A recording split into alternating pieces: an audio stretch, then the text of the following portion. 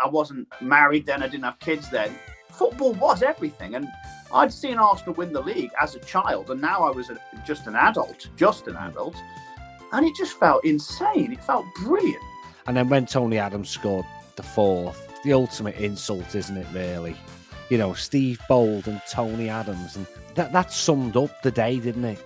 Tony Adams, not only was it bad enough that he'd been going out with Caprice, you think his shocks were over. Hello and welcome to When Football Began Again, the podcast that takes a nostalgic look at the Premier League era. Today's show is a step back into the archives as we do one of our season deep dives. We are up to 1997-98 and the Premier League season. I have two guests, an Arsenal fan and an Everton fan. Two key players in this season's drama. Andy Kind and Jamie Sutherland will be with me very shortly. Before we do that, a big thank you and welcome to everybody who listened to the show, downloaded the show, watched the show last week on Oldham Athletic. It was one of our biggest episodes so far. Lots of Oldham fans joining the show, lots of new subscribers this week. Welcome along. I really hope you enjoy the show and enjoy the back catalogue we have as well. And it was also the tightest vote that we had for our Premier League of Nations Hall of Fame for the greatest ever Bolivian. Just the choice of two players. I will reveal the result of that at the end of today's show. So do hang around at the end of the show. And in today's show with my two guests, we do also cover the Premier League's greatest Bulgarian. And that is already live on the When Football Began Again Twitter/X channel if you want to make a vote for that. Hear what my guests have to say very soon. But let's get into it then. Andy Kind and Jamie Sutherland, both of whom are comedians. They're lovely guys and both got very fond memories of this season. Andy is an Arsenal fan, and it means I've got to ask him one or two slightly uncomfortable questions for me. As a Spurs fan, we did not have a very good season this season. Neither did Everton either. So really, it's mainly Andy getting to gloat over me and Jamie for much of the episode. But let's face it, that Arsenal team probably was worth gloating about. There are a few technical issues on Andy's side. His camera and sound, just for a small portion of the show, is a little bit off. You may, if you're very eagle-eyed, even notice if you're watching on YouTube that at one point he pretty much changes location halfway through one of my questions. The power of technology in the edit. But other than that, it's a great episode and lots to pack in. There is the arrival of Wenger, the departure of Cantona, a very sticky season for two Premier League mainstays in Spurs and Everton, and, well, it ends in tears for the three promoted sides. Let's get into it. 1997-98 with Jamie Sutherland and Andy Kind. Enjoy. Joining me today, two fans who had a particular interest in this season, as did I, both making their debuts on the show.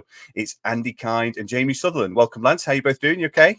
All right, thanks for having us. Looking forward to it. As I warm up. Doing stretches, European warm-ups going on the screen.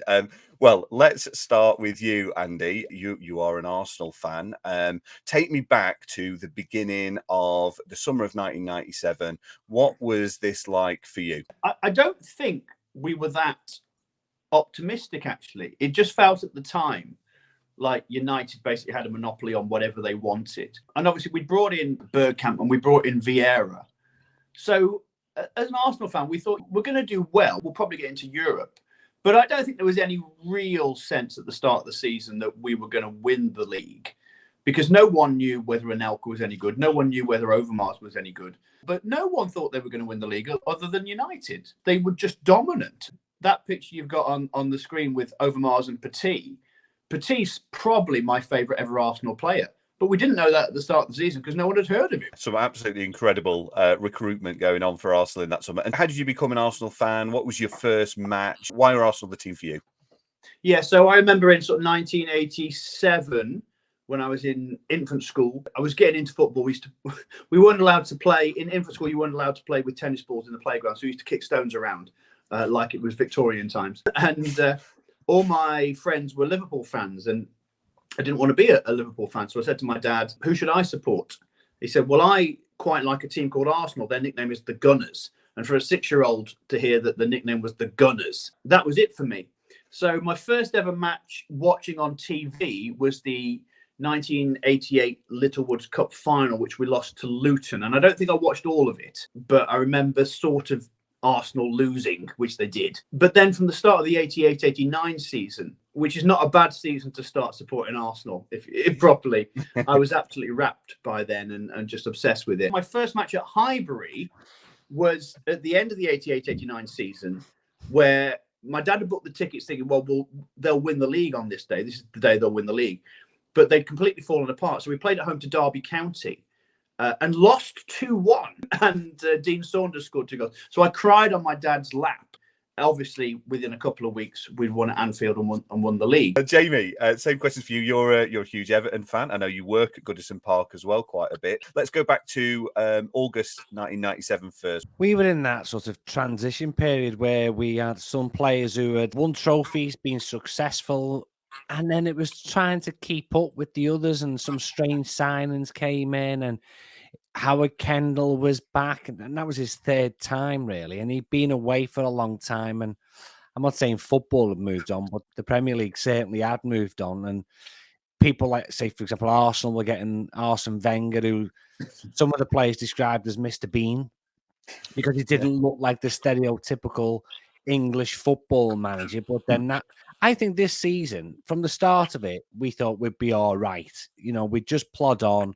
We weren't going to pull up any trees, etc. But if you look back in history of the Premier League, this was the season that changed it forever. Because what Arsene Wenger did was change the game. He brought sports science into it. And a lot of us traditional older clubs who've been picking up the trophies were caught a little bit off guard by what Arsene Wenger did. And then from that moment on, we were playing catch up and a lot of things changed. So if you look back, this was a key season and a lot of clubs changed their direction after this season just to try and keep up, because Arsenal changed it. The season for us, well, it didn't end well, did it? But we stayed up. And that's a story that is on a loop every so often. Howard Kendall, it wasn't to be, and this was his final time as manager at Goodison. And take us back to why Everton are the team for you, your first game. Growing up, we didn't have a choice. It was in Liverpool. You were either blue or you were red, and it was whatever your family decided, and that was it. My side was a blue side, and the good and the bad, and you just took it. Unfortunately, you know, Liverpool have had more wins, big trophies, European nights than Everton, but I'd never change it. So we'll start with the battle at the top of the league. The season kicks off with a 1-1 draw between Chelsea and Manchester United in the Charity Shield. United are victorious after scoring all 4 of their penalties in the shootout past Dutch debutant Ed de Hoy, a man who is bravely persevering with a moustache well into the 90s and indeed eventually into a new millennium. Before we get into the title race, let's take a look at a few of the surprise runners and riders. Blackburn Rovers rolled back the years under Roy Hodgson, the English coach who made his name abroad and brings a daring new style to the Premier League, as Rovers top the early season table, put 7 past Sheffield Wednesday, and are even sat second on Christmas Day before falling back to an eventual 6th place finish. Leeds United, rejuvenated under George Graham, are challenging at the right end of the table for the first time in several seasons, while finishing 5th, while Jim Smith's Derby and Martin O'Neill's Leicester are mainstays in and around the top 6 for large swathes before falling back into mid-table by the season's end.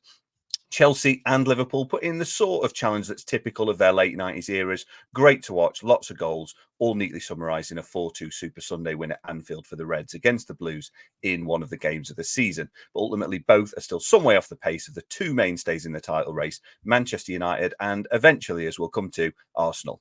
Rocked by the shock retirement of Eric Cantona, defending champions Manchester United add Teddy Sheringham into the mercurially French-shaped hole up front. An opening weekend sees him return to White Hart Lane for his debut. A missed penalty doesn't spoil his day, as Nicky Butt and a Ramon Vega own goal sees his new team take all 3 points. He gets off the mark at Everton in a 2-0 win later that month. Jamie, how do you solve a problem like Eric Cantona leaving, and is it with Teddy Sheringham? Well, you don't solve a problem like Eric Cantona leaving because he's irreplaceable, isn't he? When he first came into Manchester United, the current squad weren't actually sure because of the issues that he'd had at Leeds, but he soon bedded in, showed his strengths. You know, people like Lee Sharp talk about him. You know, he was a different level. He's a different class. He's a once in a lifetime sort of player. So you're never going to replace him, but then you do need to find goals, assists, playmakers in other areas. Teddy Sheringham was just an absolute diamond, wasn't he? Because he's one of those old war horses. He'd seen it everywhere. He knew where the goal was. Things like missing penalties, missing open goals, they don't faze people like Teddy Sheringham because he knows he's going to get 6 chances in a game. If he misses 3, he's still got 3 to go. He doesn't get beaten down, does he, Teddy Sheringham? He just knows, right, there'll be another chance in 10 minutes. I'm going to take that one. I'm going to take that one. If it's 2 or 3 games, he's not bothered. What a masterclass of a signing to get a player like Teddy Sheringham, by the way. Yeah. He doesn't necessarily have the most spectacular season this season, still chips in, and people start to label him as a little bit of a failure at Manchester United. He couldn't make that step up. And then, of course, we know what happens the following season. But yeah, he comes in and it's a tricky season, I think, for Alex Ferguson replacing Cantona. Years later, a letter that Ferguson wrote to his outgoing player came to light. I'll read you a little bit of an abridged version, as it does have a tinge of the teenage love letter to it. Dear Eric, some months have passed since we last spoke, and I felt I should write to you as a mark of the respect and esteem in which I hold you. When we started training, I kept waiting for you to turn up as normal, but I think that was in hope, not realism. And I knew in your eyes when we met at Mottram, your time at Manchester United was over. Although I still feel you should have taken both your father's and my advice and taken a holiday before making such a major decision. He tells him to keep his fitness, then says, I'm sure you've seen we've signed Teddy Sheringham, the equivalent of I've got a new girlfriend now, before adding that they still need a top-class striker, no offence taken, Andy Cole. He continues, if I was younger, I suppose I would look at it differently, but from a personal point of view, I've not won the European Cup, and it does get to me at times. I keep hoping that I'll discover a young Cantona. It is a dream, the equivalent of copying and pasting the lyrics to Adele's Someone Like You at this point. He finishes, as I close this letter, I would like to hope that we will have a chat, a drink or a meal together soon. I know the club has written to you about the forthcoming dinner and I hope you will manage it, but that's not the most important thing.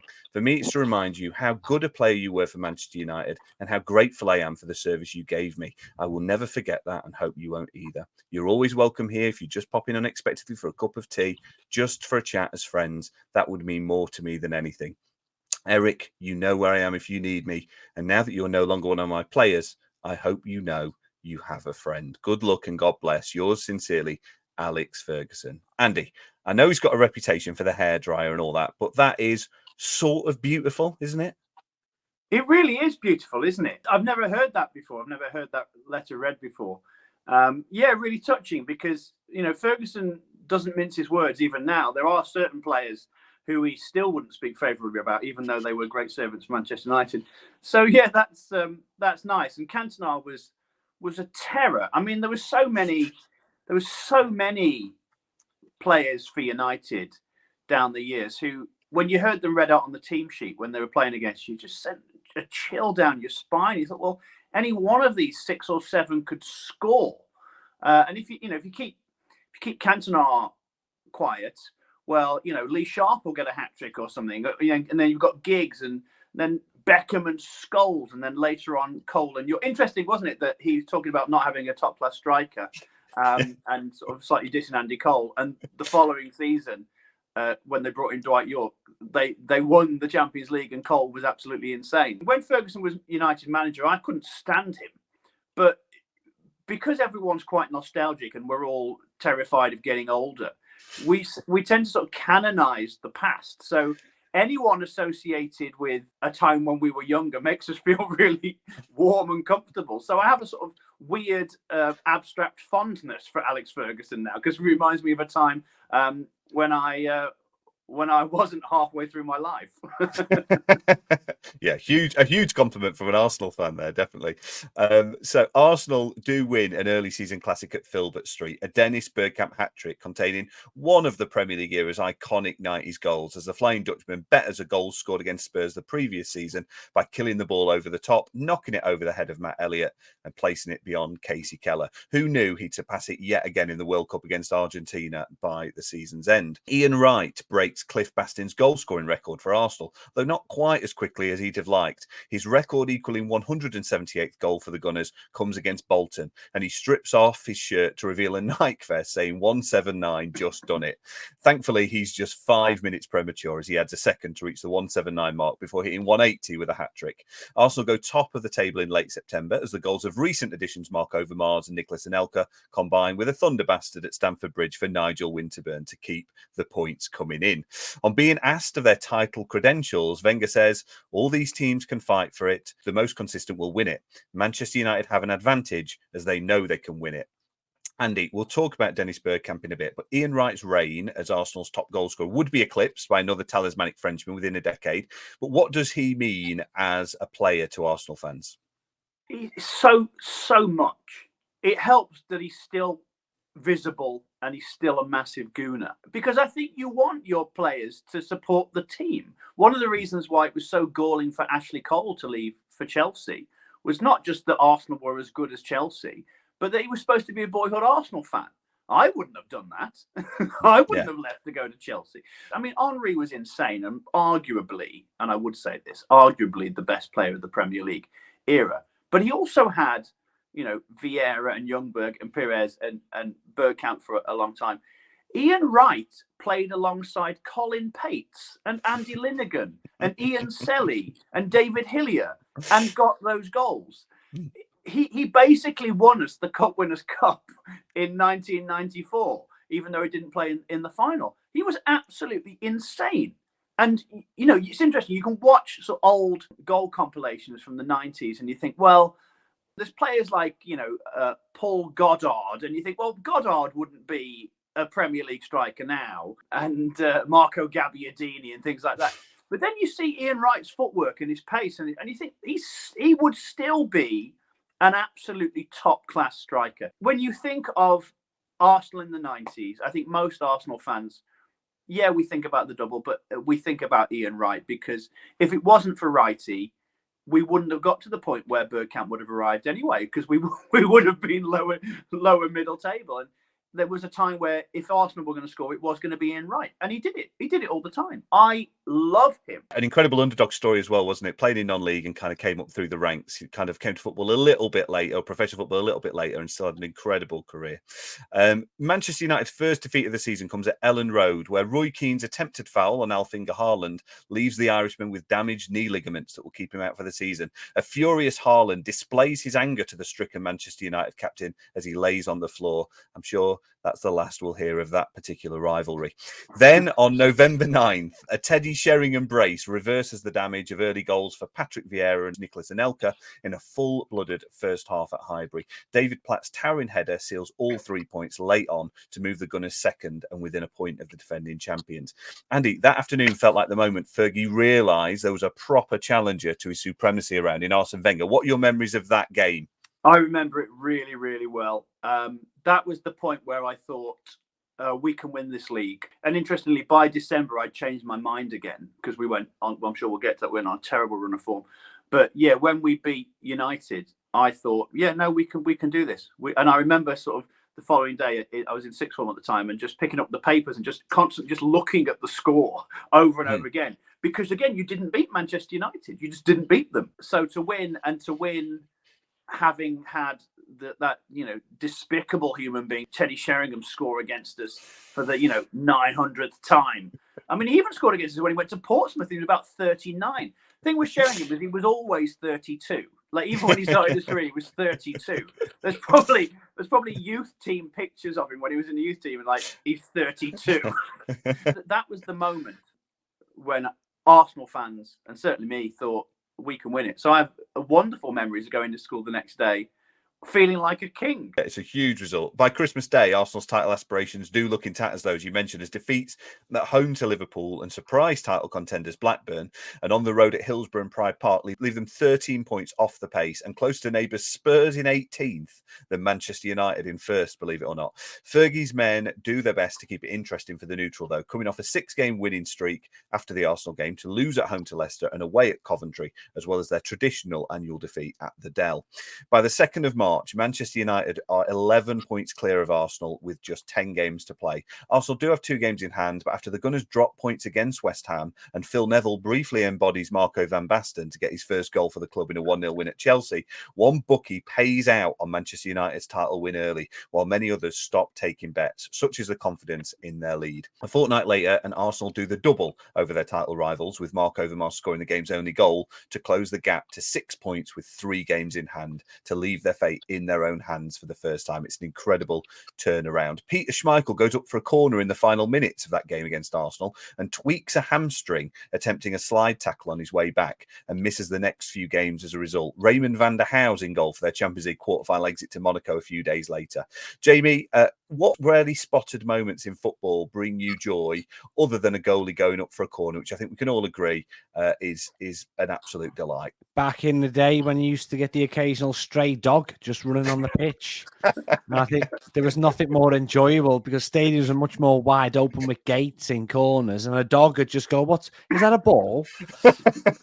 And no, people would rescue the dog. But you're thinking, where did the dog come from and where's it going now? And you would I think that's a sad thing that's missing from football today, is that the occasional dog getting cheered on by the crowd as it runs around with the ball. When was the last time Super Sunday had a Labrador or a streaker? It just hasn't happened. This is what needs to happen. Fantastic. Well, it could never be a Labrador. It had to be, like, traditionally it was like a black scabby dog.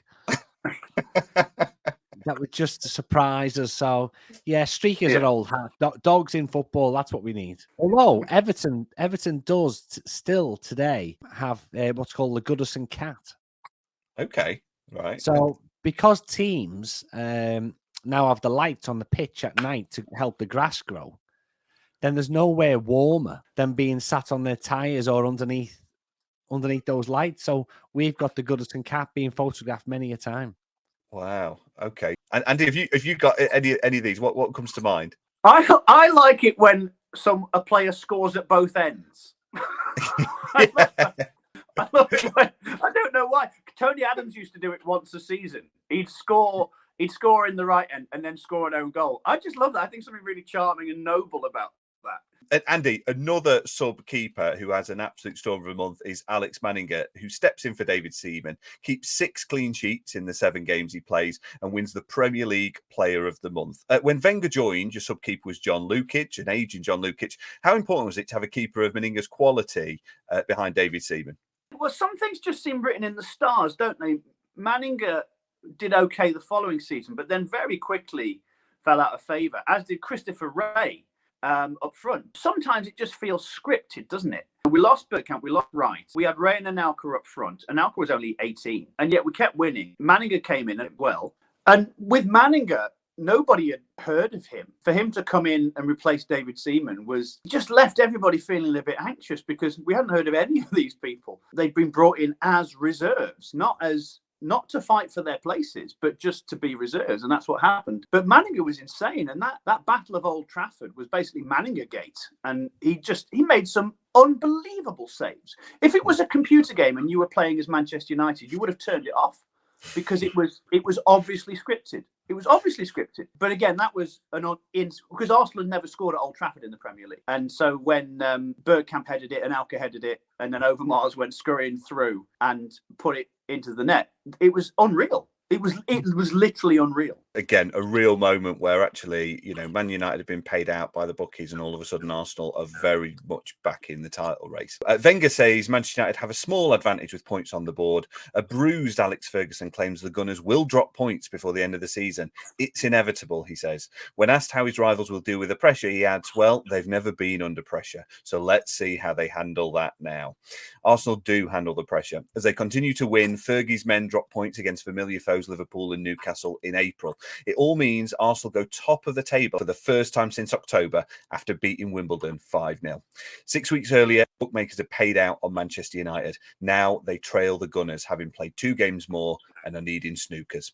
A 2-0 win at Oakwell and a 1-0 win over Derby means just 3 more points from their final 3 games will seal the deal. With trips to Anfield and Villa Park to end the season, a home game on Super Sunday against relegation-haunted Everton, who've dropped into the bottom 3 at the worst possible time, thanks to results elsewhere 24 hours earlier, offers the chance to win it in front of their own fans. A Bilic own goal, a brace from Mark Overmars, and Tony Adams in the 89th minute seals a 4-0 win, and the Premier League title is lifted at Highbury that same afternoon. Andy, as you say, of all moments that feel scripted in football, Tony Adams striding through, beating the offside trap via a through ball from Steve Bold is surely one of them. What are your memories of that day at Highbury and, let's face it, maybe the 24 hours that followed? I remember running around outside my house, or my parents' house in Newcastle under Lyme, waving my big Arsenal flag, wearing this top, which fortunately still fits because everything was extra large in the 90s. So it fits snugly now. I loved it. And at that point, we knew we were going to win. And Andy Gray said, I think on Super Sunday, there's only one team going to be attacking today, and it's not Everton. That was his exact quote. I remember it so well, and it felt inevitable. And we scored quite early. What was good about Overmars' second goal and then the Adams goal was the first 2 goals weren't title-winning goals, if you like. You know, the Bilic own goal was an own goal, and then Overmars' first goal sort of hit the keeper and just trickled into the net. So there wasn't that sense of adrenaline from the goals. So Overmars' second and then Adams' clincher were proper, suitable, fitting moments. And yeah, I was elated because for me, you know, I wasn't married then. I didn't have kids then. Football was everything. And I'd seen Arsenal win the league as a child. And now I was just an adult. And it just felt insane. It felt brilliant. Honestly, I would love to go back to that day. Yeah. That is a real moment. Even Tony Adams to be the one, and the troubles, you know, that Tony Adams had in the past, an incredible story. I mean, Jamie, from an Everton perspective, you're present at a party you don't really want to be at. We're going to cover Everton's season in more detail shortly, but how was that afternoon from your perspective? I mean, are you just like going, we're looking doomed here? Well, I remember watching that game in the Globe, the pub just down the road, and it was predominantly, there was probably only 3 of us that were Everton fans. It's an area that at that time was mainly made up of Manchester United fans. So for a very rare occasion, the whole pub was cheering Everton on with just hope and belief. And then the reality, then we had belief until the whistle went and the game started, and then quickly realised, you know, we were under it. You know, this was an Arsenal team that were never going to back down, and it was real very quickly.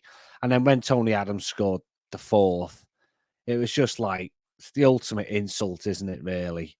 You know, Steve Bold and Tony Adams. And you just think that summed up the day, didn't it? Tony Adams, not only was it bad enough that he'd been going out with Caprice, you think his shocks were over. You know, but what a captain he was, by the way, you know, and they did say, didn't they, that, you know, he would run through brick walls for that team, and he literally did it, which ended up with him in prison. Yeah, he drove through brick walls. Yeah. But he was a great captain, he was a great leader, and all that, you can look back on it now with, you know, sort of fond memories because Everton stayed up that season. You think it was probably a fitting end to that game for him to score that goal and for him to get the trophy. And I've been at Goodison Park on a couple of occasions now and seen people win the trophy, win the league. And yeah, it's not easy to watch, to be honest with you. Seeing somebody lift the trophy, you know, when you're playing them and just thinking, oh, if only that was us, you know. But I think going into that game, what would have started that season would have been people doubtful. Even Arsenal players would have been doubtful. Can Arsene Wenger get us over the line? But going through January and February, even the biggest doubters in that Arsenal dressing room would have been a believer in Arsene Wenger then. And he was starting to tell them players, see, it's going to plan. Then they had ultimate belief. And also as well what Arsenal had that season, the dietary changes, the focus on fitness that had never been there before. If that would have been 10 years earlier, Arsenal would have just faded out with fatigue and mental drainage. But now you've got a manager who's set them up to last the entire season. So going into that run-in, they were never going to wane, was they? And ultimately, we paid the price 4-0 on that day. 10 years previous to that, they would have been in Paddy Power, putting bets on us throwing away the title. That's what the team 10 years ago was. Because the culture changed, didn't it? Yeah. You know, his motto was chew to win, chew to win. That's what he used to say when the players, you know, in the past, they just have a steak and chips and you would just eat it. But he had all these little fine details of you've got to chew your food till it's like baby food so that you got the ultimate benefit from that food and the energy would last you. So little things like that. It's all about percentages. They always talk about 1% in sport, 1% being the difference. And he found that difference in the percentage to get him over the line. Unfortunately for Everton, we were probably, like a lot of Premier League teams, still in the crossing over from the old school footballers who would like a pint and it's getting towards the end of the season. And where are you going on holiday? And we're in a scrap. And, you know, we thought we could scrap and possibly, you know, years gone by, we probably could have beaten Arsenal up, literally beaten them up and got a scrappy win. But they'd gone past that point, hadn't they? You know, these French players coming in, they were dancing round us and they probably helped Tony Adams last longer. That famous Arsenal back four that they had their careers extended, certainly by Wenger and probably by the players around them. Arsenal are league champions. They do lose the next two as it happens, although it's likely half of them are still hung over during the 4-0 defeat at Anfield a few days later, despite Wenger's new fitness regime. Manchester United do beat Leeds and Barnsley to give a flattering look to the table in the end, but this is an implosion by their own high standards, and those 4 points in 5 games between Christmas and February, as well as failing to pick up a single point against their title rivals, proves fatal. And that is the title race for 97-98. So we're going to move on now to the top goal scorers from the season. A few familiar names from earlier seasons in the Premier League, and 1 or 2 new players who will continue to make an impact in the seasons ahead. Here's the top 10 in full. 10th, it's quite a low scoring league actually this season. So Paolo Wanchop makes it into 10th for Derby with 13 goals. Darren Huckabee in 9th with 14. Andy Cole, John Hartson with 15 apiece. Jimmy Floyd Hasselbank, who's joined Leeds. Kevin Gallagher making an appearance in joint 4th for Blackburn with 16th, and Dennis Bergkamp with 16 as well. The 3-way joint top goal scorers for this season are Chris Sutton of Blackburn, Dion Dublin of Coventry City, and Michael Owen of Liverpool, who scores 18 goals despite only being 18 himself. Lads, Dion Dublin jointly wins his one and only golden boot here. What is unique about him in this season's top 10 though? So out of those 10 players, there's something unique about Dion Dublin. This is quite difficult, but let's see if you get anywhere close. Isn't it that he did it for 2 different clubs? That might be the next season. It might be next season, I think. Do you know the answer, Cal? I do know the answer. Is it that he was hosting Homes Under the Hammer? Part-time. Yeah. I'm going to say there was probably a high percentage of headers or open play. There's got to be something in that. So they're both, well, they're both good guesses. Homes Under the Hammer, maybe less so. It's actually, and I just thought this was quite bizarre. He's the only player in the Premier League's top 10 goal scorers this season who was also in the top 10 the previous season. Shearer drops out. There's Andy Cole wasn't in the previous season in the top 10. So there's this real kind of changing of the guard. There's no Robbie Fowler this season for like the first time. So actually there's a real sort of a bunch of quite, you've got Bergkamp, Darren Huckabee, Paolo Wanchop, a few new players coming in. So he's the only player to be in the top 10 Premier League goal scorers 2 consecutive seasons. Andy, Dennis Bergkamp becomes Arsenal's main talisman in the same season Ian Bright breaks Cliff Baston's goal scoring record, as we've mentioned, and before Thierry Henry joins. I mean, he arrived in the Premier League at a time when there was this influx of overseas talent. How important was it players like him, Zola, Cantona, Ginola lived up to the hype? Because at the time, I think I recall there was a lot of criticism about foreign players coming in, that the Premier League was selling the soul of English football, and also just how good was he? Well, yeah, it was important, wasn't it? And it was interesting because Bruce Rioch brought him in. alongside David Platt, and he had a fantastic first season. And again, without Bergkamp, there probably is no title-winning side because he was sort of the magnet that attracted the other players, even though he struggled early on. I don't remember feeling annoyed that all these... I think we got annoyed when sort of weird, low-level foreign players came in. Like Arsenal brought in a guy called Alberto Rodriguez Mendes from 2nd Division Germany, and that was weird. But no, when the Zolas and the Cantonas and the Ginola came in, everyone was happy about that because it made you feel good. It made you feel like we were the best league in the world. And, Serie A had been the best league in the world at that time. And so that's why everyone watched Football Italia, because that's where the good players were. So for Arsenal, for an Arsenal fan who'd been watching John Hartson and Chris Kiwami up front with Glenn Helder on the wing, to suddenly have Dennis Bergkamp come in, it was like something on Championship Manager. It was like where you make an offer and they just accept it, and all of a sudden Dennis Bergkamp said it was real life Championship Manager. So no one was that bothered. And actually, whilst for a while I think we definitely did see the negative effect on the English national team, that's not the case anymore, where we've probably got the best group of youngsters in the world. So it's probably worth it in the end. Bergkamp was special, and it was probably his best season, but he had a really good season 2002, 2001, 2002 as well. And yeah, just an icon. Yeah, a huge player and a proper Premier League legend.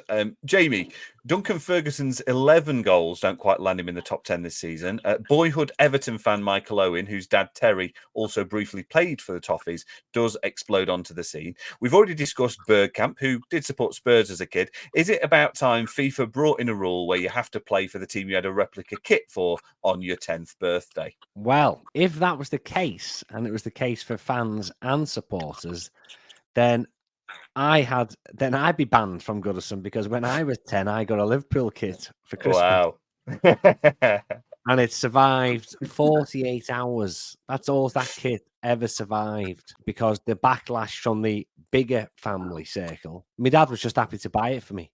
I'd had enough. I just wanted to be cheering someone on and winning things. And I got the Liverpool kit, crown paints, and there was a life lesson to be learned over those couple of days. And I swapped it with a kid round the corner whose mum and dad had been to Spain and brought him back a snide Barcelona kit, who really wanted a Liverpool kit. And I ended up by New Year's Eve wearing a Barcelona kit, and he took the Liverpool kit. So yeah, but there's been a number of Liverpool. I think it was Michael Owen, Steven Gerrard as well, Everton fan, wasn't he? Famously in 1987, pictured with the league and Charity Shield. So Carragher as well. Carragher was an Everton fan. Yeah. I think we should have first pick on them. Yeah. Well, that's it. I mean, there's possibly a swap between Harry Kane and Dennis Bergkamp, and Robbie Keane's going to have more clubs than Jermaine Pennant. So moving on to the relegation battle now. It's another season where pretty much every side in the bottom half is within a sniff of the relegation battle at one point or another. Sheffield Wednesday part company with David Pleat in October with the Owls bottom of the table. Peter Shreves oversees a 5-0 win over Bolton in caretaker charge before Ron Atkinson's second coming at Hillsborough begins with a 2-0 win over title hopefuls Arsenal. Wednesday rise to lower mid-table where they remain for the rest of the season. Newcastle, who've challenged for the title every year since their return to the top flight, are more frequently looking over their shoulders this season. A serious injury to Alan Shearer and some intriguing transfer business from Kenny Dalglish, signing a 36-year-old Ian Rush for starters, leaves the Magpies fighting at the wrong end without ever really looking in danger of getting sucked in. Shearer's return in January sees him assist Temuri Ketsbaia in his first game back, who promptly takes his shirt off and kicks the shit out of some advertising hoardings for no apparent reason. Coventry and Southampton, so often scrapping at the bottom, both finished this season in comfortable mid-table, while Wimbledon missed the goals of Dean Holdsworth and end the season with 5 players tied for top scorer with just 4 goals each, but still do just enough to never really look in trouble. There are 5 teams, though, who spend most of the season trying to avoid the trapdoor of 3 in newly promoted Barnsley, Palace and Bolton. Bolton, alongside, and this is where Andy feels smug and me and Jamie wince a little, Everton and Spurs, who have a combined 62 years of uninterrupted top-flight football between them going into this season, records that will look very precarious for much of this year. Jamie, Everton are FA Cup winners in 95. They finished 6th in 96 under Joe Royle. What happens in these couple of years to leave them on the brink like this? The senior players aged, the experienced players, the players who'd won things had aged, and the recruitment in the new players wasn't at the level as to what we'd had. So we brought in, like you were on about the international imports, you know, and we were reliant on those purchases, and maybe the scouting network. You know, a lot of the time you mentioned Ian Rush going to Newcastle. Well, that wasn't because Newcastle wanted Ian Rush. That was because Kenny Dalglish just dragged his mate. And a lot of that was still in, like, that's how football was. There was a lot of nepotism, wasn't there? You know, I'll bring my mate in, I'll bring and they'll do a job. And football was moving on very, very fast. And we got caught out. Once you get sucked in, if you haven't got, if you've got winners, winners are winners. But you put winners in a losing situation, they don't know how to battle themselves out of that, because it's a different mindset that's needed. You can't bring academy players through. You know, we've got the likes of Danny Cadamarti, John Oster, etc. To put them in a firefight.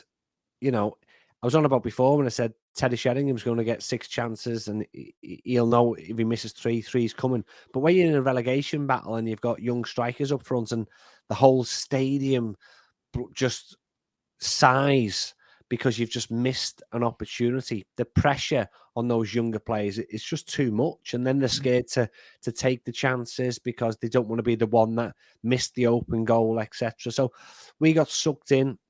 We went backwards with a manager. Howard Kendall, still the greatest manager Everton have ever had. We should have moved forward at that point, but we didn't. We went back with rose-tinted glasses, hoping that he would recreate the magic, and he didn't. Yeah, absolutely. And Andy, I can't believe I'm asking you this question, but of all people, but Arsenal finished 11 points behind Spurs in 1995. They're 2 points, 22 points, and then 34 points ahead of them by the end of this season in the seasons that follow. What was happening at Arsenal that wasn't happening at Tottenham in that period? Well, it was the arrival of St. Totteringham's Day, which is a day you'll have heard of. Which hasn't happened always, but it's been brought back recently, where it's the day of the season where Tottenham can no longer finish above Arsenal. So that was that was where it kicked off. I think, and probably here we have to give some credit to Roy Hodgson, who is now a sort of Howard Kendall figure, isn't he? Because he is sort of a bit outdated, although he's done quite well at Palace.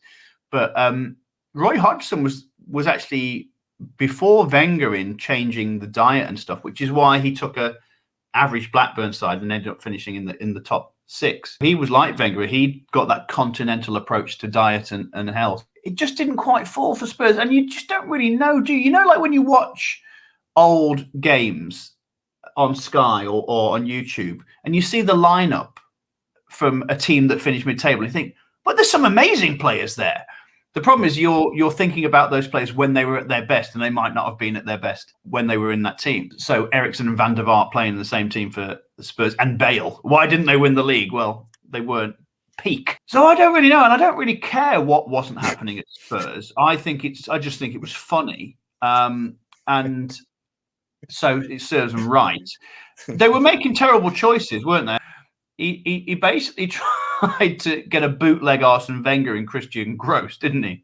Yeah. Thought he'd impress the Spurs fans by saying, "Look, I came on the tube." Well, why are they not paying you enough, mate? Just come by car. But Wenger was a genius. I feel about Wenger in the way that Jamie feels about Howard Kendall. You don't want them to have got to the point where they're no longer the best. But the fact is that in their generation, at that time, they were the best, and that's all you can ask for.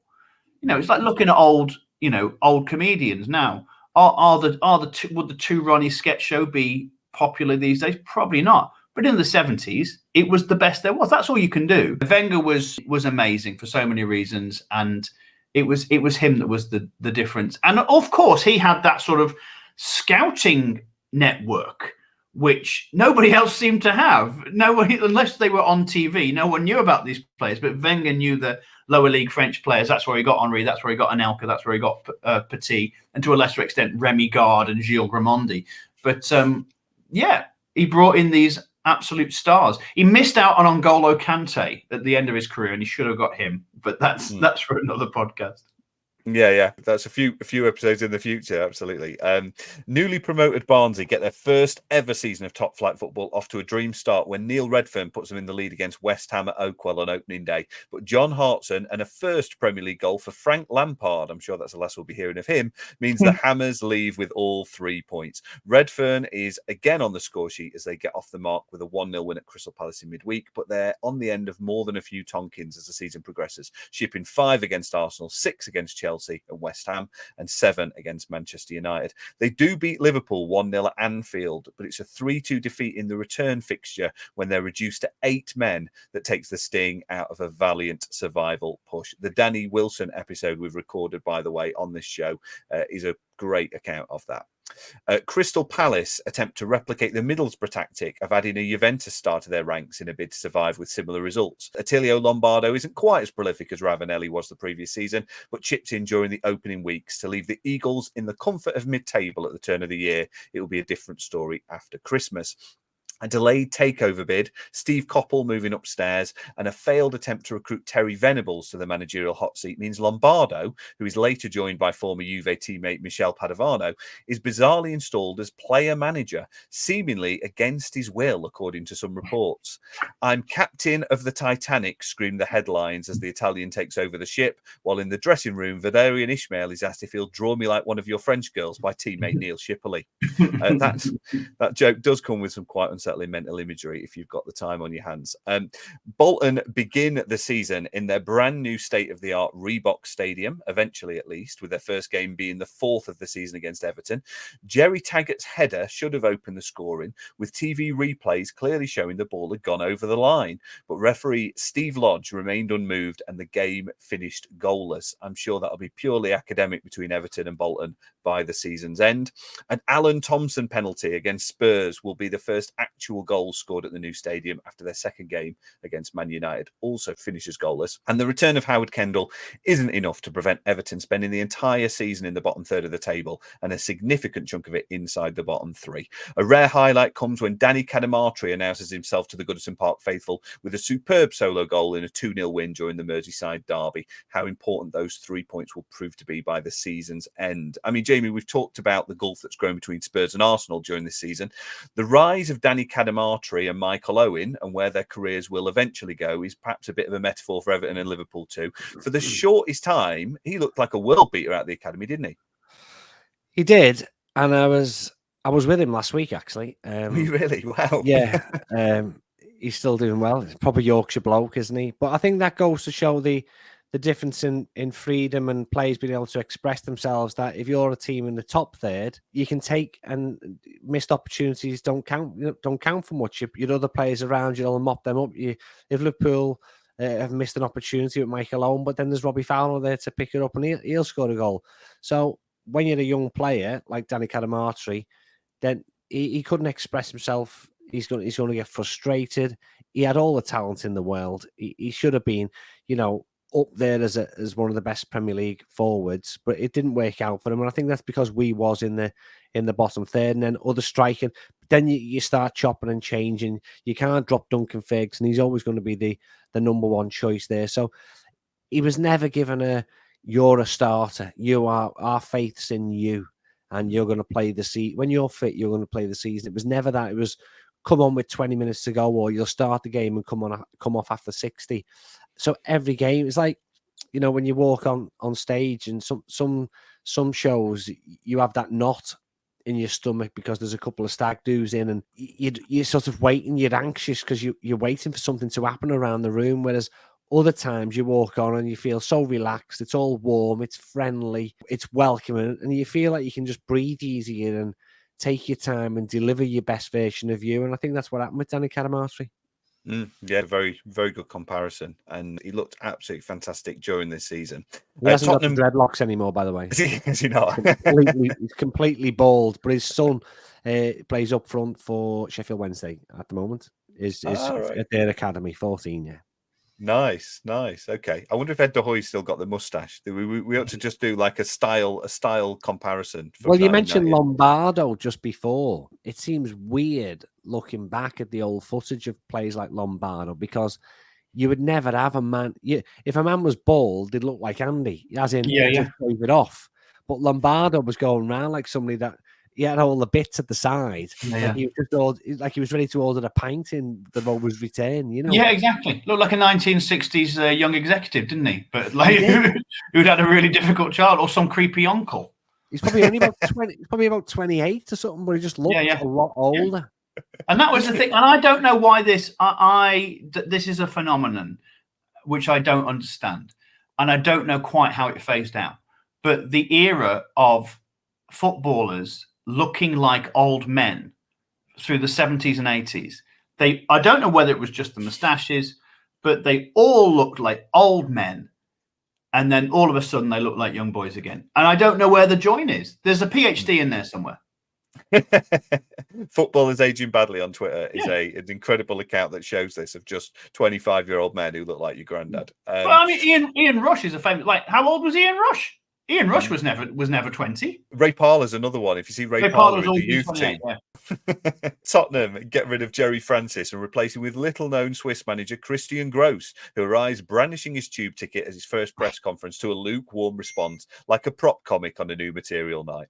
Gross's trusted fitness coach, Fritz Schmidt, is denied a work permit, and he loses his first game in charge, picks up 3 points at Everton, sorry about that, Jamie, before losing 6-1 at home to Chelsea and 4-0 at Coventry, prompting captain Gary Mabbott to publicly state his side were in a relegation battle as Spurs dropped to 18th as the Christmas decorations are going up. That's when a return for Jurgen Klinsmann, just in time for a 1-1 draw with Arsenal, reignites hopes of survival. His first goal back in Lily White comes in a 1-0 win against West Ham in January, converting a Ginola cross in typical poachers fashion. Andy, it pains me to admit it, and we've kind of already covered it, but clearly Alan Sugar has spotted Arsene Wenger doing a decent job down the road. He's tried to follow suit, hasn't he? Absolutely right. I know I've mentioned Championship Manager a couple of times now, but it was my first love. It was certainly my girlfriend of the 90s. But it was like when Championship Manager first came out, there was only a few players from overseas that you could buy. And so anyone with a slightly foreign sounding name was probably a good player. Like, you just thought, oh, he's got a slightly African name, I'll buy him and he'll be a wonder kid or something. I think what we saw with Christian Gross was the equivalent of that. Sugar just thought, oh, he's a foreign manager. Foreign managers are good now, so we'll bring him in. And it wasn't just that he was a bad manager. He looked so miserable and dour. He did a pretty decent job actually in his future career. It did not work at Tottenham. I think that's fair to say. As the business end of the season approaches, Crystal Palace are the first side down. A 3-0 defeat at home to Manchester United in April is enough to end their one-season return. Les Ferdinand is on the score sheet for the first time in 7 months for Spurs against Newcastle, and then chips in again alongside Jurgen Klinsmann, who bags 4 as Spurs run right at Wimbledon to win 6-2 and secure their place in the Premier League for the following season as well. Barnsley leads Spurs at half-time with 4 games to go in a match that would have lifted them out of the bottom 3 had they held on. Instead, Colin Calderwood's equaliser was a turning point for both sides, and their one and only season of top flight football still to this day is ended at Filbert Street a few weeks later. All of which leads us to an epic final day between Bolton and Everton. Bolton's 5-2 win over Palace in their penultimate match gives them genuine hope as they climb out of the bottom 3 for the first time since Christmas with a game to play. Meanwhile, Everton's 2 wins in 14, which includes that capitulation at Highbury in the title deciding match the previous week, means they go into the final weekend with their fate outside their own hands. With Everton needing to better Bolton's result, Gareth Farrelly's 7th-minute goal against Coventry, a team used to final day drama themselves, but not usually in the supporting role, settles the nerves at Goodison. There's pandemonium when news of Gianluca Vialli's 73rd minute opener against the Trotters filters through to make John Oster's missed penalty 7 minutes later from time look academic. That is, of course, until Dion Dublin's 89th minute equaliser for Coventry. Suddenly, a goal for Bolton is all they need to stay up, leading to remarkable scenes at Stamford Bridge, with Chelsea fans cheering them on. They come close before Jody Morris's breakaway goal leads to boos from the home side at their own team scoring. Chelsea settle things, and Everton's 40th point of the season is enough to keep them up on goal difference. Cue scenes of jubilation at Goodison. Everton live to fight another day. Jamie, I may have increased your heart rate just reliving some of that. It isn't the first time Everton do that to your nerves. It won't be the last. What are you going through on a day like that, watching your team, when you know that relegation is on the line? Obviously, at the time of recording this, that's never happened to Everton. But does it compare? You've seen your team in a cup final as well. Does it compare to a cup final, winning a cup final? Describe it for us. In the sense of utter relief, yes. But in terms of when it happened the first time against Coventry, or that day against Coventry, and we stayed up, there was jubilation, because it was like this was an accident. We'll never be here again. We've just fallen. Our standards have slipped, and we're down there, and we'll be all right. It's happened a couple of times since it happened last season. It's the worst feeling ever, to be honest with you. You go into the game, you want to go the game, but you don't want to be there. But if you're not there, you don't want to miss it. It's all the mixed emotions that go. A lot of Bolton fans will pinpoint the disallowed goal at the Reebok that we played that should have stood, because we went down. They went down on goal difference. But then you kick into play the butterfly effect. You know, if that goal had gone in, that game wouldn't have been the same. The rest of the season wouldn't have been the same. But it's the worst feeling in the world when you go into a game knowing you're on a poor run of form, and people go, yeah, but we should beat Coventry, or we should be. I mean, I don't even know what Dion Dublin was doing up there in the 89th minute. We were all just like, well, why has he done that? Like, you know, what's sporting about that? And he actually runs away, proper celebrating, by the way. We were absolutely flattened when we were just in disbelief. Like, why would Dion Dublin go and why would you do that? But of course, the professional sportsman, you know, in the same way that Jody Morris took off and set and calmed everyone's nerves, but it's not a good feeling. You don't want it. Sometimes you've resigned yourself to the fact. Sometimes it's easier to get relegated with 3 games to go than go to the last game of the season when you're looking at your phone and you're looking at the maths, and you know, Sky do it now, so you've got instant access using your mobile. But back for that Coventry game, you've got some fella 4 rows down who's got a radio, and you're trying to believe that what he says is true. Oh, there's been a goal, and then pockets start jumping up, and you get all those false alarms all the way through, and it's not nice. It's not nice at all. No, a stressful experience, but Everton do survive, and it is the 3 newly promoted teams, Barnsley, Bolton and Crystal Palace, who return from whence they came. Okay, we're going to take a short break from 97-98 now to put another player into our Premier League of Nations Hall of Fame. What we do on this show is we pick the greatest player from each nation represented on planet Earth in the Premier League. We're doing it alphabetically, and this time we are up to Bulgaria. Now, at the time of recording this, there have been 9 Bulgarians to appear in the Premier League. I've shortlisted the top 4, but special mentions to strikers Boncho Guenchev and Svetoslav Todorov, who made a combined 109 Premier League appearances, scoring just 13 goals between them. So I'm sure they'll forgive me for me not shortlisting them. Instead, your shortlisted 4 are Martin Petrov, the 2006 Bulgarian Footballer of the Year, who played in 5 countries with more appearances in England than anywhere else for Manchester City and Bolton. His international debut came in 1999 when he replaced his idol, Hristo Stoichkov, in a game against England. He was sent off for 2 yellows 9 minutes later and left the field in tears, but would go on to win 86 caps. Or is it Radostin Kishishev, who made 179 relatively unspectacular appearances for Alan Kirbishley's Charlton Athletic side of the 2000s? Aside from being a reliable and regular starter for the Addicts between 2000 and 2007, his most memorable moment was perhaps scoring against rivals West Ham. He won 88 caps for his national team and was last seen as under-19s coach at his hometown club, Chernomorets Burgas. I hope I've said that correctly. Or is it Stilian Petrov, the all-time Bulgarian record appearance maker with 105 caps? He followed Martin O'Neill from Celtic Park to Villa Park in 2006, where he'd eventually become captain. He once scored a volley from just inside his own half against Derby County and was player of the season at Villa Park in 2009 and inducted into the Hall of Fame in 2013 after an enforced retirement following a diagnosis of lymphoblastic leukemia. Following his recovery, he later became a coach at Villa. Or is it Dimitar Berbatov, the joint top scorer for Bulgaria with 48 goals in 78 appearances? He spent 5 years at Spurs, striking up a telepathic partnership with Robbie Keane and winning a League Cup before making the move to Alex Ferguson's Manchester United, where he won 2 Premier League titles and a Golden Boot in 2011. He did finish his Premier League career with 19 goals in 63 appearances for Fulham, leading him just 6 strikes short of the exclusive Premier League 100 club. A man who was rarely hurried, he was once booked for taking his shirt off after a goal to reveal a T-shirt that said, "Keep calm and pass the ball to me." Something Fulham manager Martin Jol said was not the brightest thing to do. And he finished his career in the Indian Super League with Kerala Blasters under the management of former England goalkeeper David James. Berbatov complained of James's absurd tactics, which is fair enough when you consider that James played him as a defensive midfielder. So, gentlemen, you've heard our 4 options. Who is the greatest Bulgarian of the Premier League era? Is it either of our Petrovs? Is it Kishishev or is it Berbatov? Let's come to you first, Jamie.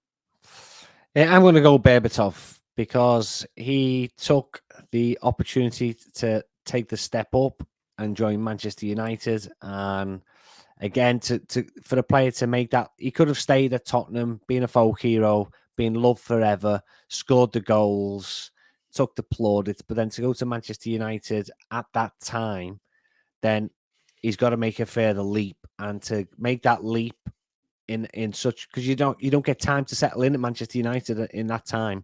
You're not getting 8 games to bed in. He hit the ground running. The fans loved him, and he went on to be an all-time great. If you can hit the ground running while a slightly laconic, stroll, which is all he ever did. He didn't run too often, did he, Berbatov? But he was an absolute delight. He ghosted past players. Yes, yeah. He always just didn't really look like he was trying, while also looking absolutely magnificent. So yeah, there's certainly a bit of the Cantona about him as well, I think. Andy, what about you? Well, this is a bit like asking, what is the best form of travel? Is it A, space rocket, B, horse and cart, C, walking? It's obviously Berbatov, and he was arrogant, but he had the skill to go with it, unlike a certain Nicholas Bentner, who claimed to be the greatest striker in the world, but wasn't. So, he was great. He was great, wasn't he? And he did well everywhere he went. And he was in the Bergkamp mould, because he was never going to sprint past 3 players and lash it in. But he was sort of Bergkamp Sheringham, wasn't he? Combination. And yeah, he was a great player. Seemed like a nice chap as well. Nice pair of curtains on him. So I'm going. Surprise! I'm going with Berbatov. Well, sometimes it does seem like a slightly clearer cut option, but we're going to put this on Twitter or whatever the hell it's called, if it still exists by the time this episode goes out, for a poll. Check our social media channels. We'll put it out for you to vote at home. You've heard what the lads think. Dimitar Berbatov is a unanimous choice as our greatest ever Bulgarian Premier League player. Okay, we're going to now come to some of the major transfers from this season. Mark Overmars and Emmanuel Petit are Arsenal's key signings, while Paul Merson drops a division to join Middlesbrough. Manchester United bring in Henning Berg from Blackburn and Teddy Sheringham from Spurs. Graham Lassau's big money move to Chelsea is offset by the bargain acquisitions of Gus Poyet and Torre-Andre Flo, while Paul Ince arrives back in England at Anfield this time alongside Øyvind Leonardson and Danny Murphy. The emergence of Michael Owen, who will become England's youngest ever international Arsenal against Chile a few months after his 18th birthday also sees Stan Collymore make way, departing for boyhood side Aston Villa. David Ginola swaps the northeast for North London and is followed soon after by Les Ferdinand, who joins old manager Jerry Francis once again at Spurs. The ink is barely dry on the contract before Alan Shearer suffers a serious injury, leaving Newcastle looking light up top. Kenny Dalglish's side gets a Dad's Army tag as he stamps his image on his new side, bringing in Stuart Pearce, Ian Rush and John Barnes, as well as Gary Speed, Temuri Ketsbaia, Alessandro Pistone, Shay Given and Yondal Thomason. Robbie Elliott and Peter Beardsley to Bolton and John Beresford to Southampton are just some of the other key men from the Keegan era to depart. All three newly promoted sides don't do quite enough to stay where they are, despite Dean Holdsworth leaving Wimbledon for Bolton, Ashley Ward swapping Derby for Barnsley. He's another former guest, by the way. He talks about that move quite a bit. And Attilio Lombardo, who leaves Juventus for Crystal Palace, that well-worn path. Bolton do also add South African international Mark Fish and friend of the show Neil Cox to their backline, suggesting that if you buy a man a fish, it won't make much difference. But if you teach a fish to play with Cox, they'll still go down on goal difference. Definitely wasn't worth it. Andy, it's easy to say it now, but adding Overmars and Petit to this Arsenal team, that's really found a balance between the old and the new is a masterstroke. How quickly did it become obvious that they were just two real key missing pieces for this team? Yeah, very, very quickly, particularly with Overmars. And the moment for Petit was the battle at Old Trafford, where he and Vieira were like a wall. And it was after that that I got, have I got it on here? No, but on my next Arsenal top, I got a Petit 17 on the back. And again, along with Youngberg and Paul Merson, he'd been my favourite three Arsenal players of all time. Jamie, do you remember when you got Merce to sign my book for me, by the way? I did. Yeah, it was a few. Yeah, he used to come to dinner. It was about 12 years ago now, but yeah. It was that point because we'd never had a defensive midfield like this. I mean, football wasn't played like that anyway, but we'd never had a holding midfielder like Petit or Vieira. And they were like a wall. And then they would win it, and then they'd spray it to Overmars or give it to Bergkamp, and he'd knock in Overmars. It was just so exciting. It was like a sprint relay team. It was sort of the Ranieri model. Ranieri used that sort of model when he won the league with Leicester. But that sort of 4-2-4 attacking was just incredible. It's so fun to watch. And then when we brought Anelka in, again, Anelka and Overmars on the same team, you just thought, well, just if it goes behind their defence, we will score. That was incredible. I loved Overmars. I loved him so much. And I loved Petit. It's a shame that neither of them were there for very long. And they both went to Barca. But yeah, beautiful people. Incredible recruitment from Arsenal that season. Jamie, by contrast, Everton lose Andy Hinchcliffe and eventually Gary Speed to what will effectively be two relegation rivals, actually, in the end. They replace them with Slaven Bilic, Don Hutchinson, Gareth Farrelly, John Oster. The emergence of Danny Cadamato, which we've discussed as well, as a welcome bonus. I mean, this is all off the back of such a promising 96-97. Is there a feeling that maybe Everton are being left behind by some of those clubs who are investing the TV money more heavily, or just investing it more correctly? Well, you look at the biggest of those transfers was John Oster, wasn't it? At $1.5 million. So that was the biggest transfer at that time for Everton. It was a lad who looked 12 at the time, even though he was a grown man, and even to this day looks 12.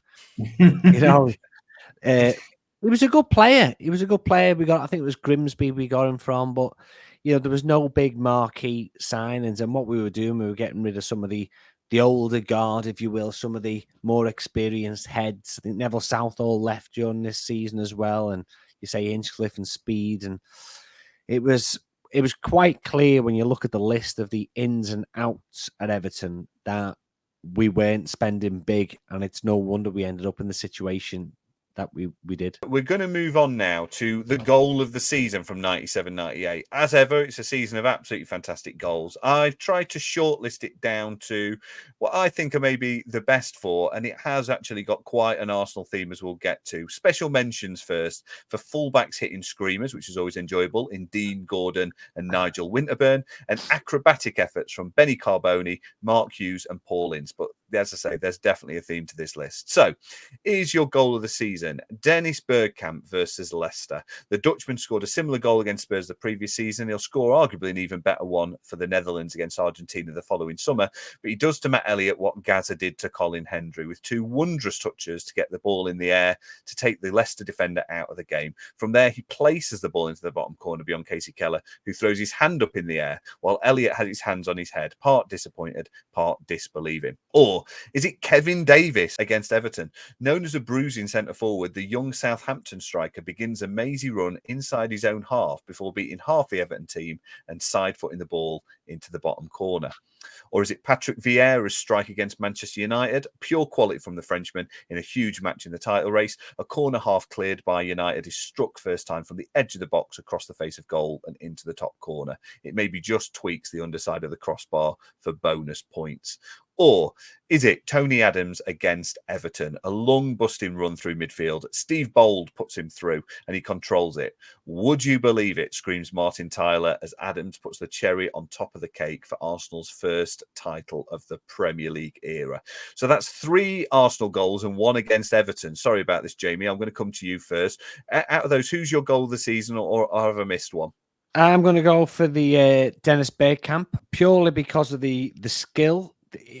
I've discounted any screamers, by the way, long-range screamers, because I think that's completely pure luck, because we don't show the screamers that missed. I like to go with the actual. I think goal of the season should be one that's made with intent.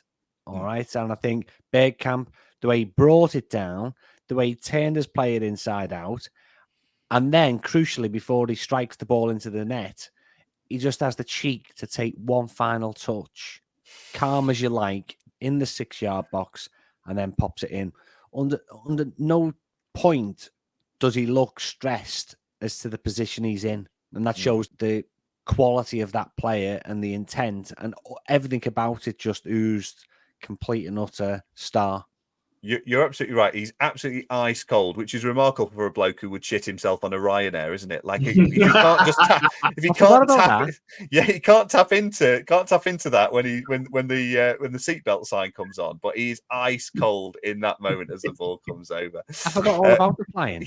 Yeah. Would he? They drove him to matches and things in Europe. I mean, how good of a player have you got to be that goes, I'll play for you, but I don't do flights. Yeah. And Arsenal went, yeah, all right. Andy, which is your goal this season? I mean, I'll be absolutely amazed if you go for Kevin Davis. No, but I do love that goal though. So the Bergkamp one, I wouldn't put it in my top 10 Arsenal goals of all time. Actually, it was amazing, but actually, my favourite Arsenal goal of all time, sorry, Jamie, was Ian Wright against Everton in '93 at Highbury, where he lobs it over Dave Watson's head, lobs it back over Dave Watson's head, and then lobs it over Southall. And so I think the thing with the Bergkamp goal is he gets it's a bit of a wrestle, whereas Wrighty's just ghosting around Everton. I'm going to go for the Vieira goal, actually, because I think that was an extraordinary shot. If you look at the angle that his body is and the ball is on the pitch, how did he get it there? And obviously that put us 2-0 up. And Vieira had to go off after that because of his celebration. He's injured himself in celebration, had to go off. People forget that bit. So that was his last thing of the day, and that's why I brought on David Platt, who scored the winner. I'm going for the Vieira goal because it's just easy to say Bergkamp, isn't it? Any other year, it would be Matt Le Tissier, who surely scored the most amazing goals of anyone for about 10 years. An absolute genius. My favourite non-Arsenal player of all time is Le Tissier, but I'm going for the Vieira goal. Yeah. Matt Le Tissier is normally a regular feature in this in this bit, but not as many this season. So we'll put the link to the best goals on YouTube in the description of this show, so you can go and have a look yourself. But you've heard what the lads think. We've got a vote for Patrick Vieira and a vote for Dennis Bergkamp. Okay, let's look at the managerial changes of this season. In the dugout, Howard Kendall returns to Everton for a third spell. Stockport County manager Dave Jones replaces Graham Souness at Southampton. Ron Atkinson gears up for another relegation battle as he replaces David Pleat at Hillsborough in November. And Tottenham's slow start to the season under Jerry Francis goes even slower under Christian Gross. The beginnings of Chelsea's ruthless managerial policy is born when Ken Bates sacks Ruud Gullit, with Chelsea second in the Premier League and advancing in several cup competitions. He's replaced by Gianluca Vialli, who wins 2 trophies as player manager before the season is out. Wycombe boss John Gregory is the surprise choice to replace Brian Little in February, with Aston Villa slipping towards the drop zone. He wins 9 of his 11 games in charge to lift the Villains from 15th to 7th. That is a run of form that will continue into next season. While Crystal Palace move Steve Coppell to director of football, replacing with Attilio Lombardo for a bit as player manager, and finish the season with the joint managerial fever dream of Ron Nodes and Ray Lewington. Roy Hodgson is recruited from Inter via Malmo and the Swiss national team, and has an immediate impact in improving the fortunes of Blackburn Rovers. Jamie, if ever there was a sign that football has moved forward at a frightening pace in the last quarter century, it's the realisation that Roy Hodgson was 1997's answer to Pep Guardiola, isn't it? Yeah, and he had gone away and learnt his craft and came back. So he'd been part of British football, gone away, seen the different styles. And then he's come back, and look what he did with, Blackburn was sort of still living off the back of the Walker years, So there was still a bit of a buzz around Blackburn, but there wasn't much. They sort of faded, and for him to come back and do that, and then he'd go on and be England manager, and he was brought back last season just to help. It was at Crystal Palace, so we had the skills of being a foreign manager because he'd been abroad, but he could communicate in pure English, which a lot of managers would use translators at that time. And maybe, we talked about Christian Gross before. Maybe he had amazing ideas, but just couldn't deliver it in the way that he so passionately wanted to, whereas Roy Hodgson was that wonderful hybrid, I think you could call it. Yeah. I've got to say, in defence of Christian Gross, actually, and I mentioned it earlier, that his fitness coach, who he'd always worked with, was denied a work permit. And that was one of the reasons that Christian Gross said it didn't work at Spurs, because he didn't have his fitness coach next to him. Andy, the mercurial player manager is still very much in fashion in 97-98, with Gullit, Vialli and Lombardo all called upon to varying levels of success. Which current or former Premier League players would have been the most disastrous player managers had they ever been given the keys to a dugout? Merson. Yeah. Again, one of my favourite ever players, and I love him as a pundit. But no, he wouldn't have made a good manager, I don't think. He did manage though, didn't he? He did briefly. And I don't think he went at Walsall, wasn't it? Was it Walsall? He managed Walsall. He didn't want to. I think the manager was sacked before the game, just didn't turn up. The chairman took him aside and says, "You're going to be the manager." His actual words were, "I can't manage myself." And they sent him out there as player manager. They won. I think it was 4-5-0. First game, it was like the Messiah returns. It's all mess and this, but as the season went on, he was so out of his depth. He just couldn't cope with it. And he was told to be manager. He didn't want to be the manager, and it wasn't long after that he quit. Yeah. But I will say, John Gregory, you mentioned before, he was the Aston Villa manager, and I'll tell you this because Andy likes Paul Merson. There was a game when Paul Merson was playing for Villa, and in the first half, I think they were 1-0 down, and John Gregory, like a lot of managers, would go in the stands with their earpiece in, and he'd left the stand to go to the dressing room 2 or 3 minutes before the whistle at half time, because he's gonna slaughter these players. By the way, as soon as they've come off that pitch, they're gonna get slaughtered. And as the players have all come in, he starts on all the players and he starts on Merson. What he hasn't taken into account is that on the way from the stand to the dressing room, Paul Merson scored an equaliser. So, on to the individual awards for this season. Dennis Bergkamp is both the Players and Writers Player of the Year. Michael Owen wins Young Player of the Year and Premier League Player of the Year. Arsene Wenger takes the Manager's Award. The team of the season, the PFA team of the season then, in goal, it's Nigel Martin of Leeds United. At right back, it's Gary Neville of Manchester United. At left back, it's Graham Lasseau of Chelsea. Gary Pallister and Colin Hendry are in the middle. This is Gary Pallister's 7th vote into the PFA team of the year, by the way. So I think you probably can guess who buys the rounds at that do. Right midfield is David Beckham. Left midfield is Ryan Giggs, Nicky Butt and David Batty in the middle. And then up front, Michael Owen and Dennis Bergkamp were voted as the strike force by their fellow professionals. Andy, in fairness, they probably voted for this around the same time the bookies were paying out on Man United to win the league. But Pallister, Butt and Batty over Adams, Vieira and Overmars. What are your thoughts on that? Yeah, or even Petit, or even actually Ray Parlour instead of Beckham on the right, because Ray Parlour had an amazing season. And I think it was Beckham's reputation and, iconoclasm that got him there. So no, I mean, I think you can make a case for any of the Arsenal team being in that team of the year, but certainly no Petit over Batty, no Vieira, Nicky Butt, maybe Tony Adams, but certainly Mark Overmars on the left. Yeah, and I think it just because you promote gigs, sometimes Jamie run gigs, you tend to book the people who are visible. You tend to book the people who you sort of know. And it may be a bit of that, there was this sort of mystique around Giggs and Beckham, but I'd have Overmars and Parlour. They won the league. Yeah, I think they vote for it in about March, don't they? So there's probably still a 10-point gap at that point. And Jamie, Michael Owen in the PFA Team of the Year over Mikel Madar, surely an admin error. Clearly. I mean, Mikel Madar, I mean, that sums up the signings, doesn't it? He was just this big, tall Frenchman whose wife hated living in Liverpool. It was never that. When you talked about signings earlier, that was where we were at that point. So, but Nigel Martin, you mentioned there, what a goalkeeper he was. I think probably one of only 4 Everton players in the history, because he wasn't playing for Everton at that time, who has 2 first names as his name.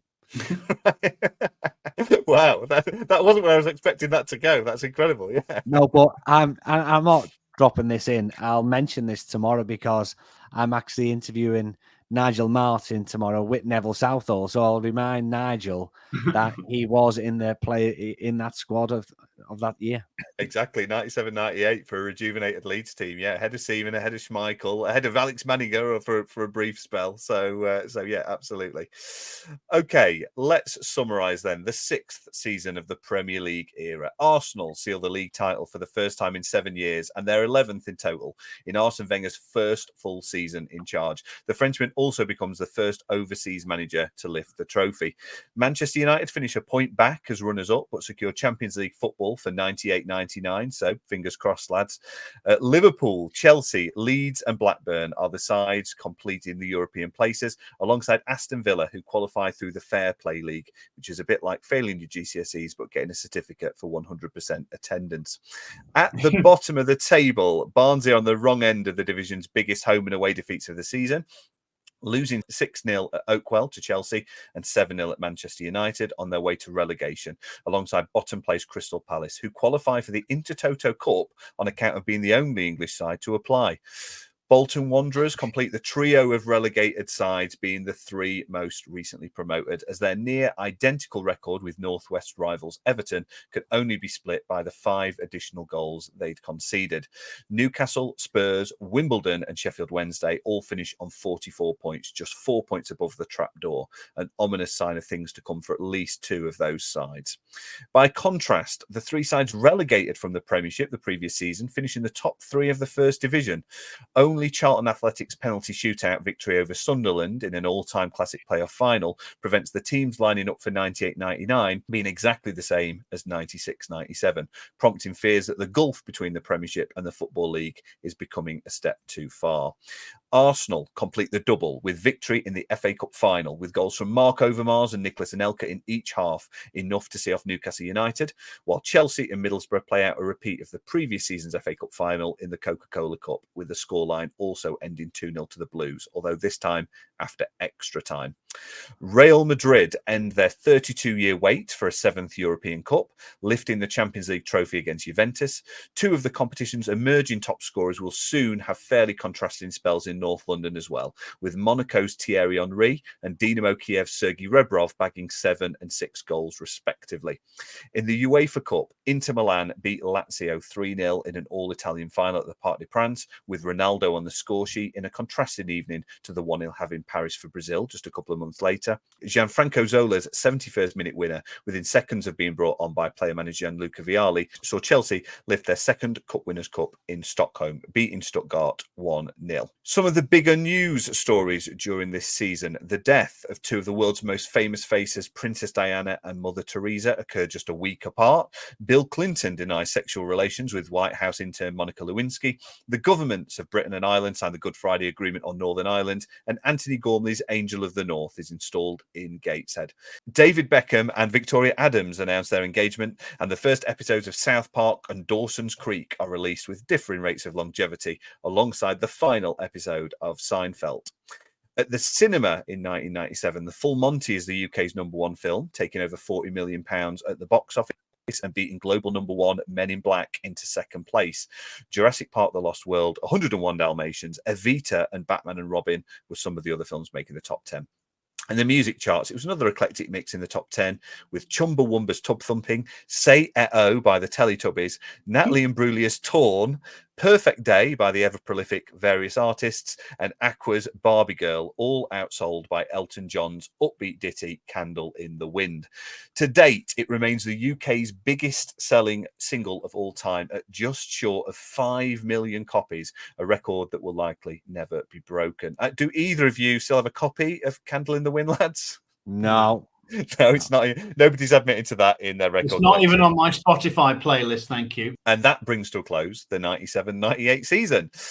Before we let you go, we're going to have a round of Play Your Apps Right. This is the game we play on this show where I give you two players. You have to tell me who you think made the most Premier League appearances according to PremierLeague.com.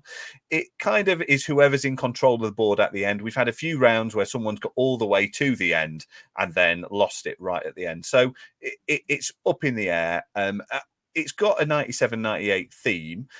We're going to start with one player who's featured in this show today, and we've mentioned him a few times. You're going to tell me how many Premier League appearances, and that's going to dictate who has control of the board. All will make sense.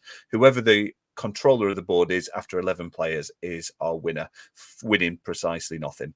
We're starting with Danny Cadamartri. So let's go to you first, Andy. How many appearances, Premier League appearances, do you think Danny Cadamartri made in his career? 90. Gone for 90. Okay. Jamie, what would you say? I'm not being geeky, but I think his all-time appearances for Everton were 92. And I'm sure that's going to include cup games. So I'm going to say Premier League 650. So I've got to say the knowledge from both of you is absolutely incredible. It's actually 93 Premier League appearances. So you're remarkably close, Jamie. Andy, that does mean you take it. All that means is you've got the choice of whether you take us away or you let Jamie beat down a path for you and steal it at the end. What do you want to do? No, I'll start. Come on, why not? Okie doke. So our first player was Danny Cadamartri with 93 appearances. Is our next player higher or lower than Danny Cadamartri's 93? Frank Leboeuf. Frank Leboeuf. Higher. Higher is correct. 144 appearances and 17 goals. Frank Leboeuf, of course, which in English is Frank the Beef, which was a rather contentious issue of the day as it happens. Our next player is Temuri Ketsbaia. Higher or lower than Leboeuf's 144? Lower. Lower is correct. 78 games, 8 goals, and 1 advertising hoarding ruined. Our player after Temuri Ketsbaia is Ramon Vega. Higher or lower than Ketsbaia's 78? Higher. Higher is incorrect. It's actually lower. 64 appearances across 5 seasons for Spurs, scoring 7 times, which means for the first time the control of the board switched over to you, Jamie. Ramon Vega's 64 appearances. Is our next player higher or lower? John Oster. Higher. Higher is correct. 104 appearances for Everton, Sunderland, and Reading. Our next player is Attilio Lombardo. Higher or lower than John Oster? Lower. Lower is correct. 24 appearances and 5 goals for Crystal Palace, all coming this season. Our next player is Dion Burton. Higher or lower than 24? Higher, just. Higher, actually surprisingly a bit more, quite a bit higher. 119 appearances. Wow. For Derby and then Portsmouth later on, scoring 22 times. Dion Burton's 119 is our next player higher or lower? Tony Cottee. Oh, it will, higher. Higher, yeah. Obviously, significantly more top flight appearances, but also higher Premier League as well. 220 appearances and a fairly prolific 78 goals in there. He played in the first 9 seasons of the Premier League for Everton, West Ham, and Leicester, where he made his final top flight appearances aged 35. Our next player, I think we are 4 from the end here. Jose Dominguez, higher or lower than Tony Cottee's 220? Lower.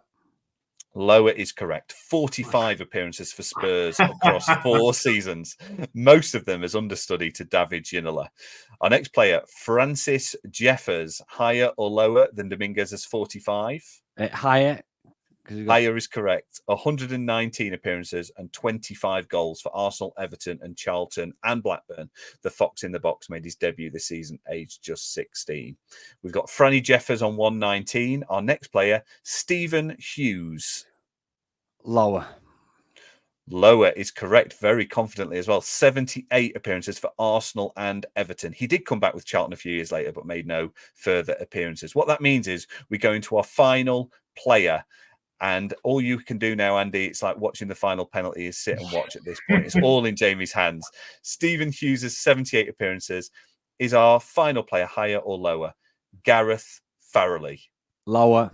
Lower. I absolutely love the confidence. What would you have gone for, Andy? Higher. You've gone higher.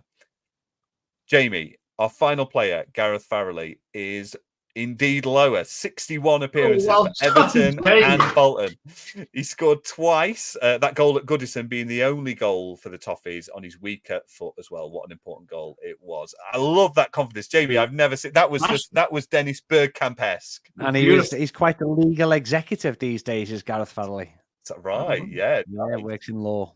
Wow. Where to follow on Twitter. He's very knowledgeable. What an Everton cult hero, I'm sure. Lads, it's been absolutely fantastic having you both on the show. Jamie, let's start with you. First off, your incredible Everton knowledge extends to you are a regular at Goodison Park, hosting the lounges. You've got your own podcast, or you're a fantastic comedian. Tell us where we can find you and all these different things.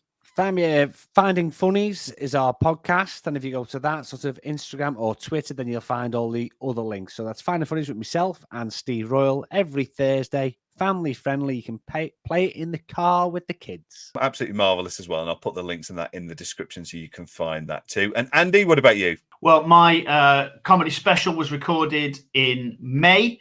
And that is available to watch in its entirety for free on YouTube at Andy Kind Comedy. And that's worth a watch. And I'm also now on TikTok at Andy Kind 3, which is basically the Beheaded Survive show from YouTube split up into little sections. So TikTok at Andy Kind 3, YouTube at Andy Kind Comedy. Marvelous. And yeah, 2 fantastic comics, both well worth a follow. And if they're playing your local comedy club anytime soon, do go and see them. Lads, it's been a pleasure reliving 97-98 with you. Thank you both very much indeed. Thanks, mate. Cheers, mate.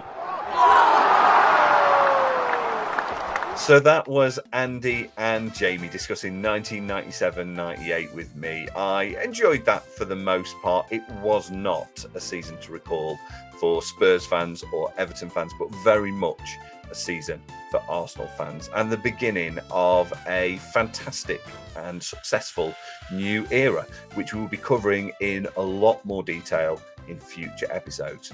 Can't wait for that.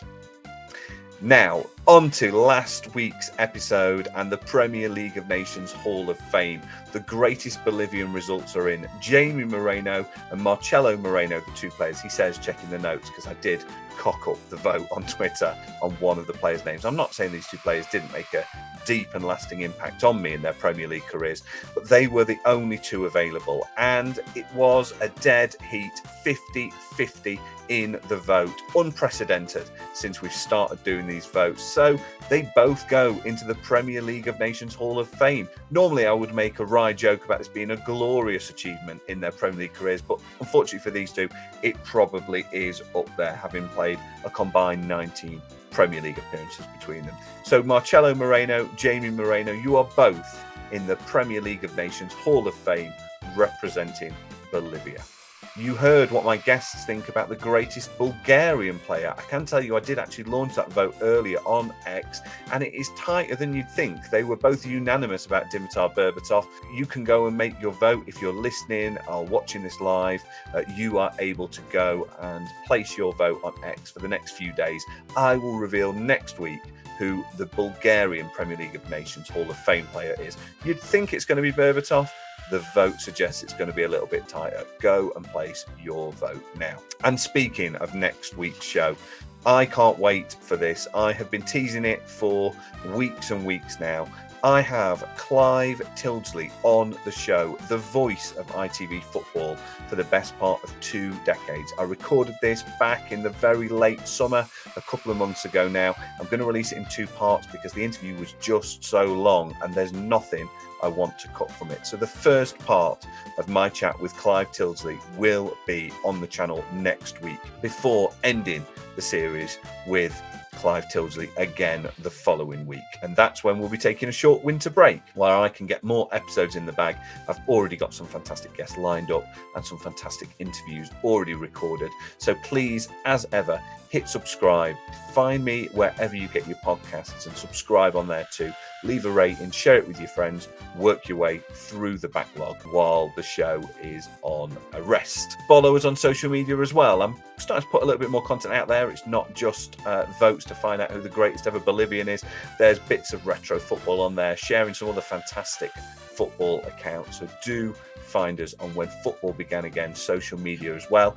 All the links for the social media are in the description for the show. So please do go and find us there, where you can also buy me a coffee if you've enjoyed the show so much and want to make a small contribution to the running costs. I'd hugely appreciate that. But the main thing, as ever, please subscribe, share it with your friends. Let's keep growing the audience. I have huge plans for the future, and I'm so pleased to have so many of you coming along and those numbers growing every single week as well. It really does mean the world. So thank you if you're one of the people who's shared the show, got in touch, left a comment. I've had some really lovely kind comments in the last few weeks as well about how much you're enjoying the show, which really, really does make it all worthwhile as well. So thank you so much. So next week, I can't wait. I hope you can't either. Join me again then, where we will talk to Clive Tildesley, find out all about his career, his time at ITV, his love of football, his little side hustle he's got going at the moment, which is really becoming quite a significant hustle, and everything else, including him telling me that FIFA isn't real. That was a fun moment. I can't wait to share it with you. See you next week. Until then, thank you for watching. Thank you for listening. I'll see you back here with Clive Tildesley.